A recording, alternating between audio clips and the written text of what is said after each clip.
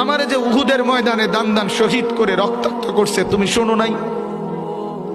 আমি যে 14 দিন পেটে ক্ষুধার তাড়নায় পাথর বাঁধছিলাম উম্মত, তোমার মনে নাই? একবারও শুনো নাই আমার ক্ষুধার কষ্ট, আমার পিঠের ব্যথা, আমার দাঁতের ব্যথা, আমার কাঁধে 2টা কড়া ঢুকে গেছে উম্মত। আমার ঘরে 3 মাস আল্লাহর নবীর স্ত্রী আয়েশা বলছে, আল্লাহর কসম উম্মত, নবীর স্ত্রী বলছে 1 ফোঁটা চুলায় আগুন জ্বলে নাই।